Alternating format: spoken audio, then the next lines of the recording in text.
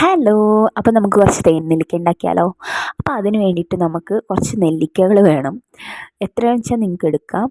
അത് നമ്മൾ ഓട്ടയാക്കണം. നമ്മൾ ഫോർക്കോ അല്ലെങ്കിൽ നമ്മൾ പപ്പടം കുത്തിയോ വെച്ചിട്ട് നല്ലോണം ഓട്ടകൾ ഉണ്ടാക്കണം. മൊത്തം ഓട്ടയാക്കണം. എന്നിട്ട് അതെന്ത് ചെയ്യുക, ഒരു 2 മിനിറ്റ് തിളപ്പിച്ചിട്ട് ഒന്ന് വേവിച്ചെടുക്കുക. ഒരു 2 മിനിറ്റ് മതി. 2 മിനിറ്റ് തിളപ്പിച്ച് വേവിച്ചെടുക്കുക.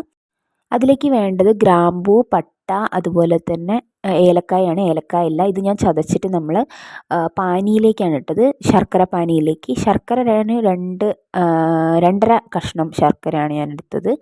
അതിലേക്ക് നമ്മൾ ഈ ഒരു സ്പൈസസ് ഇട്ട് കൊടുത്തു, ഒരു ഫ്ലേവറിന് വേണ്ടിയിട്ടാണ്. അപ്പോൾ അതൊക്കെ ഒന്ന് അലിഞ്ഞതിന് ശേഷം ഞാൻ ഈ ഒരു നെല്ലിക്കയൊക്കെ അതിനകത്തേക്ക് ആഡ് ചെയ്യാണ് ചെയ്തത്. ഈ ഒരു ശർക്കരപ്പാനിയിൽ 20 മിനിറ്റാണ് നമ്മളിത് വെക്കേണ്ടത് കേട്ടോ. ലോ ഫ്ലെയിമിലാണ് വെക്കേണ്ടത്, ഒരു ലോ ടു മീഡിയം ഫ്ലെയിമിൽ. ഇതിങ്ങനെ ഇടയ്ക്കിടയ്ക്ക് ഇളക്കി കൊടുക്കണം. മൂടി വെച്ചിട്ട് ഇടയ്ക്കിടയ്ക്ക് പിന്നെ ഇളക്കി കൊടുക്കുക. ഒരു 5 മിനിറ്റ് കൂടുമ്പം ഇളക്കി കൊടുത്താൽ മതി.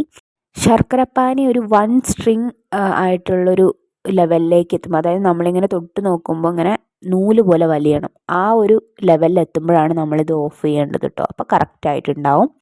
അപ്പോൾ ഇങ്ങനെയാണ് കേട്ടോ നമ്മൾ തേൻ നെല്ലിക്ക ഉണ്ടാക്കുക. അപ്പോൾ ചൂട് കഴിഞ്ഞതിന് ശേഷം നിങ്ങൾക്ക് വേണമെങ്കിൽ കുറച്ച് തേൻ ആഡ് ചെയ്ത് കൊടുക്കുക. ഇവിടെ തേനൊന്നുമില്ല. ഇത് ഇങ്ങനെ തന്നെ കഴിക്കാനും നല്ല ടേസ്റ്റാണ്.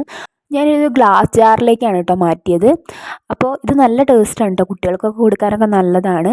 അപ്പോൾ നിങ്ങളിതൊന്ന് തയ്യാറാക്കി നോക്കുക. ഇഷ്ടപ്പെട്ടിട്ടുണ്ടെങ്കിൽ ലൈക്ക് ചെയ്യുക, ഷെയർ ചെയ്യുക, സബ്സ്ക്രൈബ് ചെയ്യുക. Okay bye.